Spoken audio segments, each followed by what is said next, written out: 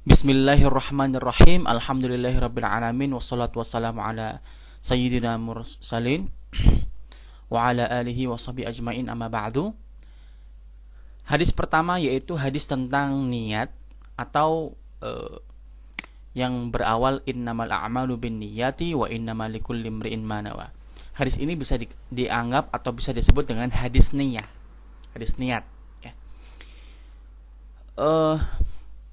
Hal pertama yang perlu diketahui tentang hadis ini, hadis niat adalah hadis yang pertama kali ditulis oleh Imam An-Nawawi rahimahullah ta'ala dalam kitab ini Al-Arba'in An-Nawawiyah. Ada titik persamaan atau nuqtatu muwasamati baina Al-Imam Nawawi dengan Imam Al-Bukhari rahimahullah ta'ala dalam hadis ini, yaitu mereka berdua rahimahumullah sama-sama menuliskan hadis pertama dalam kitab mereka itu dengan hadis niat. Jika Imam Nawawi dalam kitabnya Al-Arba'in An-Nawawiyah, maka Imam Bukhari menuliskan pertama kali hadis niat di kitabnya Shahihul Bukhari. Nah, biasanya kita ketahui bahwa hadis pertama yang ditulis oleh seorang muallif itu mendapatkan atau memiliki keistimewaan. Imam Bukhari menempatkannya dalam kitab namanya kitab Bad'il Wahyi. Nah, kalau kita pelajari lebih dalam tentang ada yang namanya ilmu munasabah, munasabatu dzikril hadis fil bab. Itu di dalam ilmu hadis, khususnya hadis tahlili, akan dipelajari ada munasabah atau hubungan apa hadis niat, kenapa disebutkan dalam kitab Bad'il Wahyi, kenapa? Misalkan ada ilmunya seperti itu. Sebagaimana munasabatu al-ayah dengan ayat qoblaha atau ayat ba'daha, atau munasabatu al-awalil ayah dengan surat qoblaha. Nah, itu di hadis juga ada, ya, munasabatu hadis niat, kenapa disebutkan di dalam kitab Bad'il Wahyi. Nah, tapi intinya bahwa hadis niat ini memiliki keistimewaan dan sangat azimul qadri, sehingga sama-sama dituliskan pertama kali oleh Imam Bukhari rahimahullah dan Imam Nawawi dalam kitab mereka berdua. Nah, hadis niat ini kalau kita baca berbunyi an Amiril Mukminina Abi Hafsin Umar bin Al-Khattab radhiyallahu ta'ala anhu qala sami'tu Rasulullah sallallahu alaihi wasallam yaqulu innamal a'malu binniyati ila akhiril hadis. Ingat bahwa untuk mempelajari atau metode manhaj kita dalam belajar saat ini, dalam belajar kita bersama-sama saat ini, yaitu pertama mengetahui rawil a'la dari hadis, tiap hadis di dalam hadis Arba'in Nawawiyah. Rawil a'la. Nanti akan kita jelaskan siapa itu rawil a'la. Kemudian kita akan mengetahui hal seputar hadis tersebut.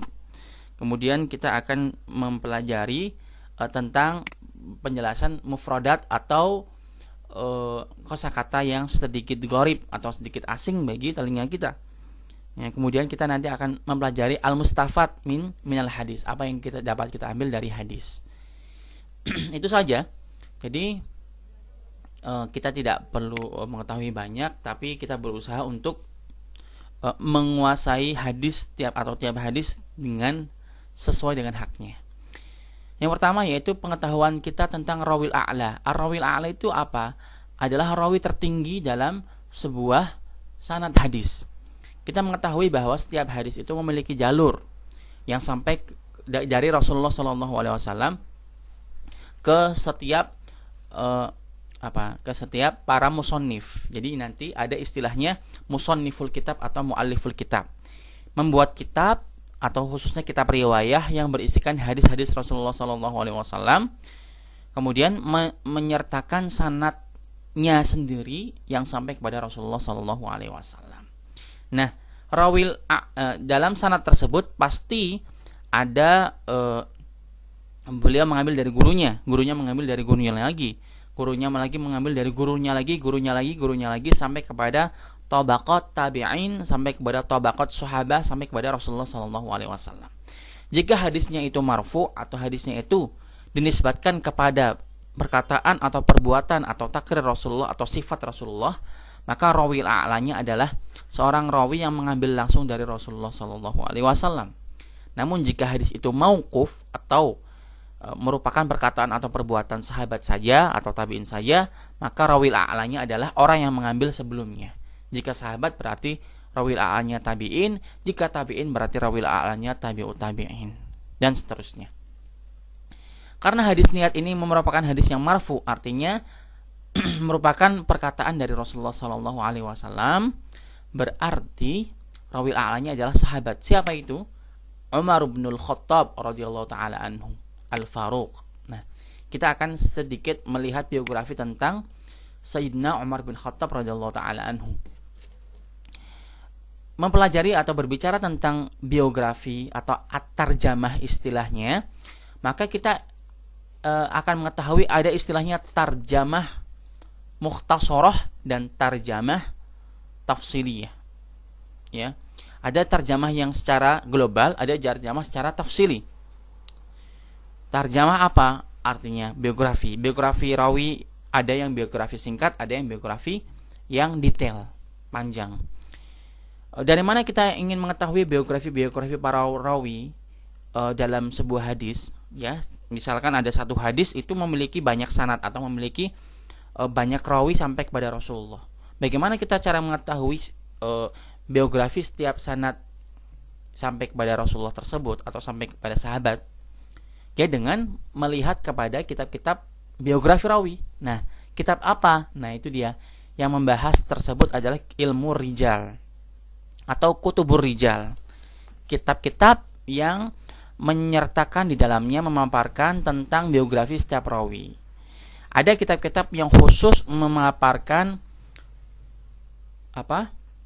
biografi secara singkat saja, seperti contohnya Taqribut Tahdzib, kitab Taqribut Tahdzib karya Ibnu Hajar Al-Asqalani rahimahullah taala. Atau kalau contoh dari kitab yang memaparkan biografi rawi secara detail, lengkap, itu seperti kitabnya Ibnu Hajar juga rahimahullah yang bernama Tahdzibut Tahdzib. Dan sebetulnya Taqribut Tahdzib itu merupakan khulasah atau mukhtasar dari kitab Tahdzibut Tahdzib yang besar sekali, berisikan biografi para perawi. Ya, termasuk para sahabat, biografi sahabat ada di situ.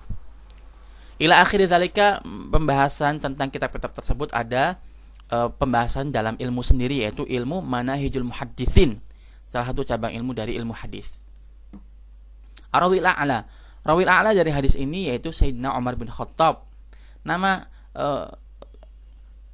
titik poin dari biografi rawi secara global atau singkat itu terdiri atas pertama nama, kemudian biasanya kunyah, kemudian laqab atau julukan, kemudian nisbahnya, berasal dari mana, dari suku apa, kemudian nasyahnya, bagaimana dia beranjak dewasa atau bagaimana perjalanannya dalam mencari ilmu dari kecil sampai dewasa atau bahkan sampai wafat.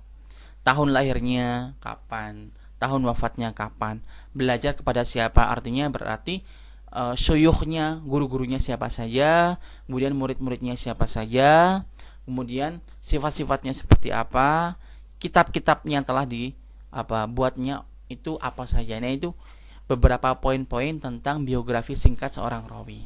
Ya. Maka kita akan berbicara di sini tentang Sayyidina Umar bin Khattab radhiyallahu anhu, hanya singkat saja.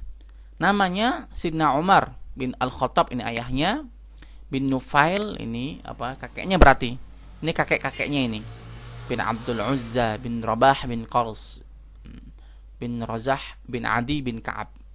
Nah, sampai ke Al-Jad Al-Athamin, jad ke-8-nya ini. Ya, Sayyidina Umar bin Khattab memiliki saudara yang bernama Sayyidina Zaid bin Al-Khattab, yang mana masuk Islam sebelum Sayyidina Umar dan wafat pada perang Yamamah saat Futuhat pada zaman pemerintahan beliau. Kemudian yajtami'u ma'an Nabi sallallahu alaihi wasallam fi Ka'ab al-Ab Ats-Tsamin. Ini dia Al-Ka'ab. Ini yajtami'u ma'an Nabi fi nasab. Kemudian nama ibunya bernama Hantamah binti Hisham Al-Mughirah. Makanya kadang-kadang beliau dipanggil ketika masa jahiliyah, ya, beliau dipanggil ya benar Hantamah artinya putra dari seorang wanita bernama Hantamah.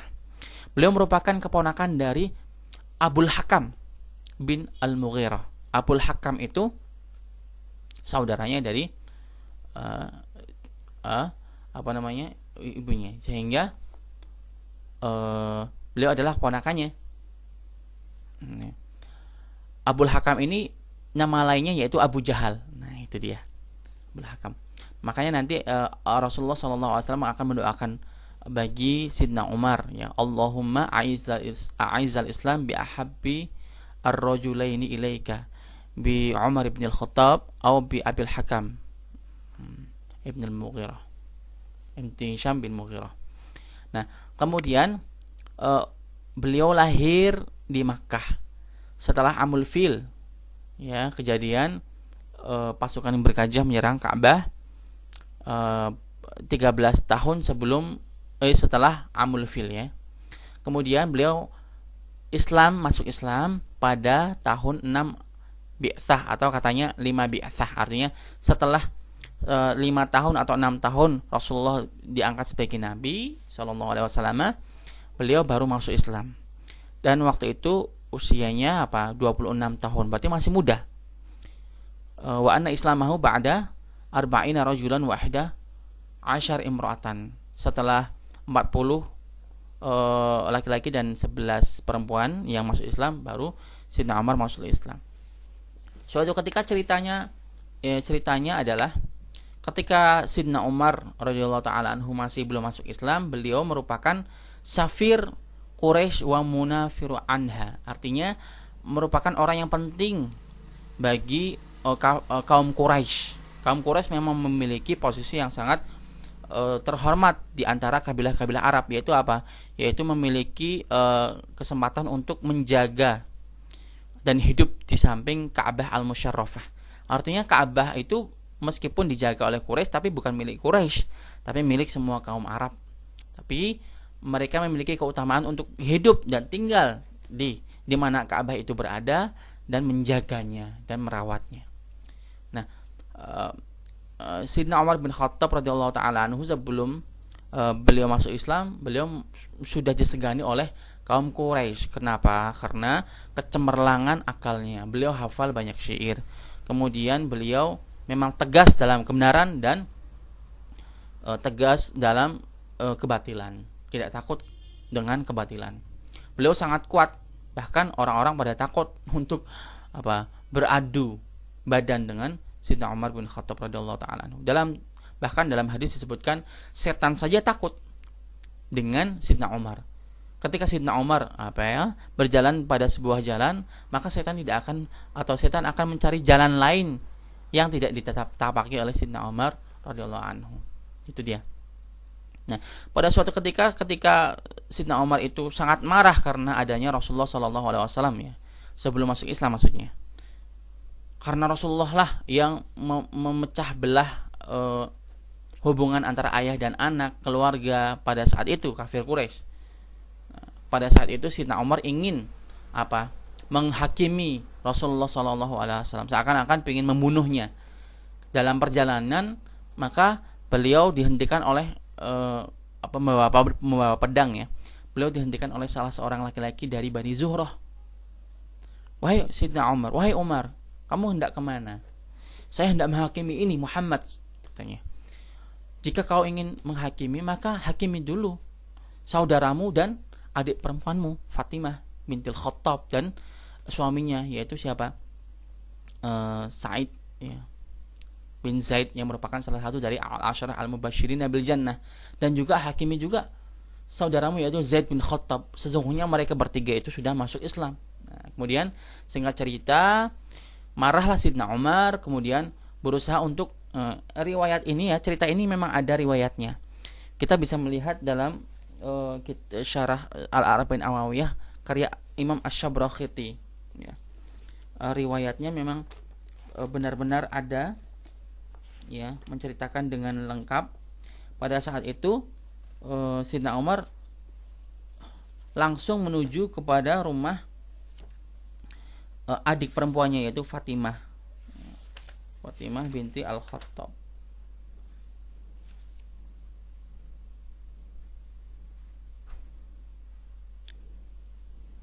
Nah, kemudian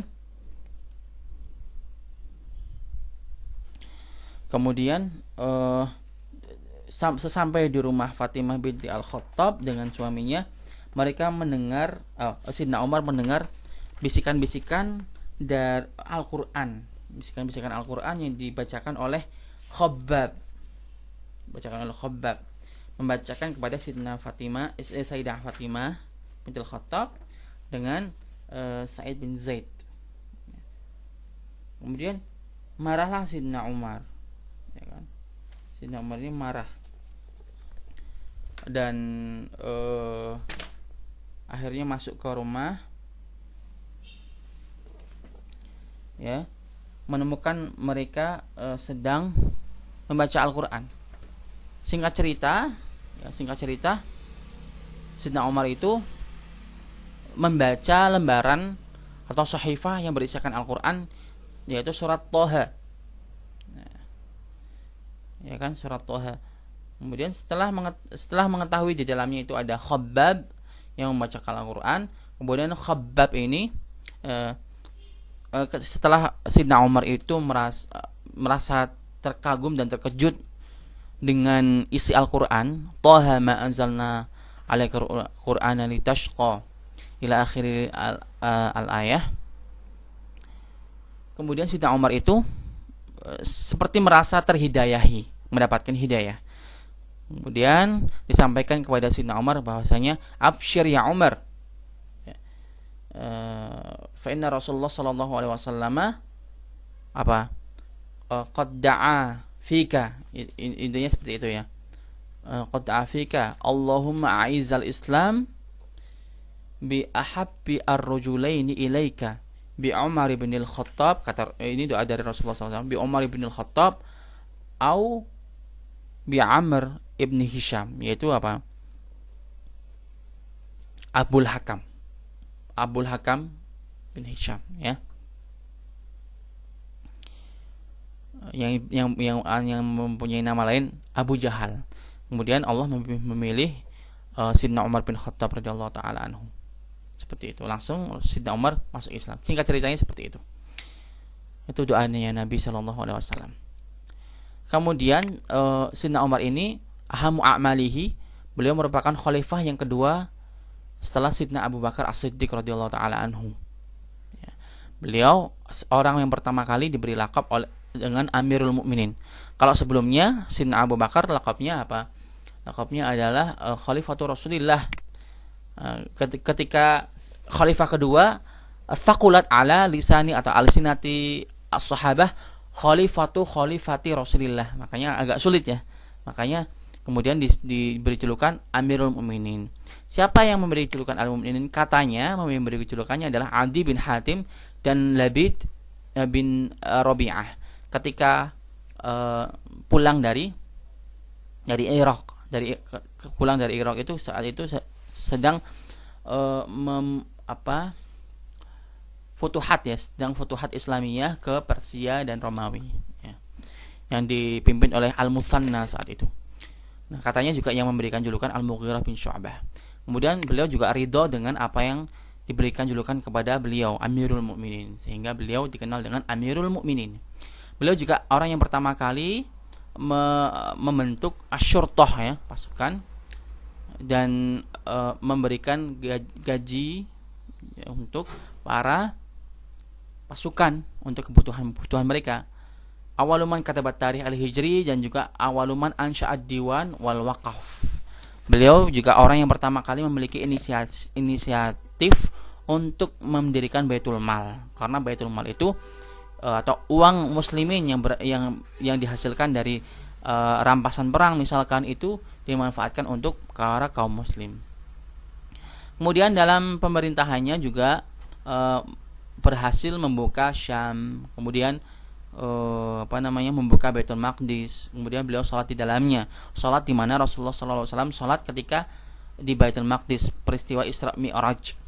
Kemudian juga beliau memiliki putri yang bernama Hafsah, ya, dinikahi oleh Rasulullah SAW. Kemudian sifat-sifat beliau itu beliau sangat syadid fil haqqi, ya, bisa membedakan, sangat syadid dalam membedakan al-haq dan batil, sangat melindungi orang-orang yang dizalimi, ya, sangat keras terhadap orang-orang yang zalim. Maka dari itu disebut diberi julukan al-faruq, litafriqihi bainal haqq wal batil. Nah, yang memberikan lakab ini adalah Rasulullah SAW. Karena apa? Karena pada saat Sidna Umar itu, Sidna Umar kan orangnya pemberani, ya kan? Orangnya pemberani. Ketika beliau pas masuk, kan ketika sebelum masuk Islam, kisahnya ketika mau masuk ke rumahnya Rasulullah SAW, di mana saat itu di dalamnya ada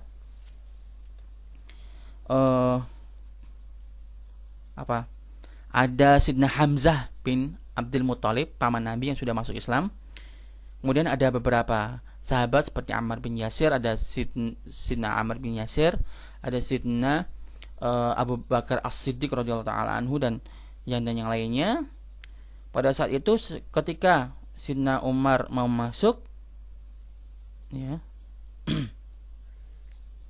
di dalamnya juga ada Thalhah bin Ubaidillah. Falamma ra'a Hamzah, kemudian apa? Kata Sidna Hamzah, ya, ketika Sidna Umar mau masuk itu, kata Sidna Hamzah, "Na'am, hadza Umar, fa in yuridillah bi Umar khairan yaslam wa yattabi'an Nabi sallallahu alaihi wasallam." Ini riwayatnya memang benar ada. Ya, seperti yang kita lihat kalau teman-teman pernah nonton film Sidna Umar atau film Umar. In yuridillah bihi khairan yaslam wa illa faqatluhu alaina hayyinan, kata beliau. Kalau di sini riwayatnya na'am hadza Umar fa in yuridillah bi Umar khairan yaslam wa yattabi'an Nabi sallallahu alaihi wasallam wa in yakun ghairu dzalik yakun qatluhu alaina hayyinan. Mirip ya. Nah, itu dia. Setelah itu Sidna Umar masuk dan membawa pedang, tapi justru apa? Justru beliau mengatakan asyhadu annaka Rasulullah sallallahu alaihi wasallam. Seperti itu. Asyhadu an la ilaha illallah wahdahu la syarikalah wa asyhadu anna Muhammadan abduhu wa rasuluh. Nah, setelah beliau itu yang tadinya hendak membunuh Nabi, tapi ternyata apa? Ternyata malah masuk Islam. Fakabbaru ahlud dar takbiratan sami'aha ahlul masjid. Nah, seperti itu. Langsung Sidna Umar itu langsung bertanya kepada Rasulullah sallallahu alaihi wasallam, "Ya Rasulullah, alasna 'alal haqqi in mitna aw hayyin wa in hayyina?" Qala bala, kata Rasulullah.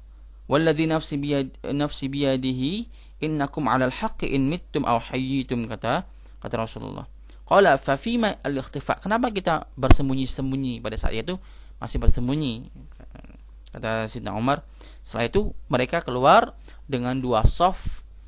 Rasulullah berada di dalamnya. Sebelah kanannya ada Sidna Hamzah, sebelah kirinya Sidna Umar. Saffani la yambagi ayyak tariba. Kata siapa namanya? Salah satu kafir Quraisy. Saffani la yambagi ayyak tariba fihi Hamzah bin Abdul Muthalib wa Umar bin Al-Khattab. Dengan seperti itu, dengan masuknya Islamnya Sidna Umar radhiyallahu taala anhu, maka banyak sekali, karena beliau memang tidak takut dan terang-terangan memberitahu keislamannya di hadapan para kafir Quraisy, maka banyak yang masuk Islam, ya. Banyak yang masuk Islam. Bahkan disebutkan dalam sebuah riwayat bahwa ketika Sidna Umar itu masuk Islam, malaikat Jibril turun dan berkata, "Ya Muhammad, qad istabsyara ahlus sama' bi islami Umar." Seperti itu. Ya, kemudian turun ayat A'udzubillahi minasyaitonirrajim, "Ya ayyuhan nabi hasbukallahu wa man ittaba'aka minal mu'minin." Ini Sidna Umar itu sangat luar biasa. Kemudian beliau juga memiliki beberapa karomah yang sangat banyak, ya, khususnya ketika beliau sedang memerintah khalifah kedua, ya. Banyak sekali cerita-cerita, seperti cerita mengeringnya sungai Nil, kemudian diberikan surat oleh Sidna Umar radhiyallahu taala anhu kepada Sidna Amr bin Al-As ketika beliau sedang memerintah negeri Mesir, kemudian tentang berhentinya goncangan bumi karena perintah Sidna Umar radhiyallahu taala anhu dan lain sebagainya.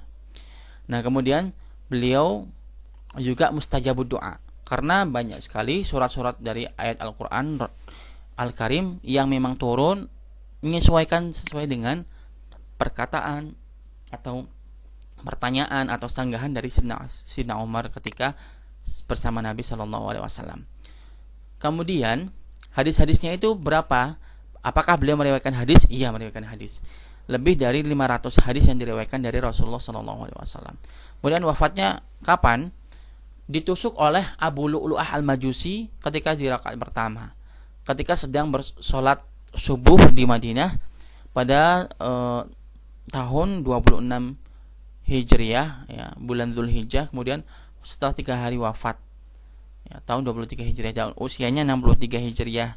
Kemudian beliau dikebumikan atau dimakamkan bersama Rasulullah SAW dan Sayyidina Abu Bakar As-Siddiq. Hanya saja beliau meminta ketika dikuburkan itu posisinya itu tidak sejajar dengan Sayyidina Abu Bakar. Sayyidina Rasulullah kemudian agak ke bawah sedikit itu Sayyidina Abu Bakar. Nah, kemudian Sayyidina Umar meminta untuk agar kepalanya disejajarkan dengan kaki mereka berdua. Karena beliau memang merasa tidak dapat menyamai mereka berdua. Dan memang sudah ketahui secara ittifaq bahwasanya orang yang terbaik setelah Rasulullah SAW adalah Sayyidina Abu Bakar, setelah itu Sayyidina Umar radhiyallahu taala anhu. Dan kabar tentang kekhalifahan mereka berdua ini memang sudah ada kabarnya sejak sebelum Rasulullah SAW wafat. Itu dijelaskan sendiri di dalam sebuah hadis, ya, yang menjelaskan tentang ayatnya surat menjelaskan tentang ayat tahrim gitu. Ketika nuzulul aitab terhadap Sayyidah Aisyah dan Sayyidah Hafsah pada sebuah kisah. Ila akhiri dzalika, ini hal tentang Rawil A'la Sayyidina Umar di hadis kita pertama. Wallahu taala alam bisawab. Wassalamualaikum warahmatullahi wabarakatuh.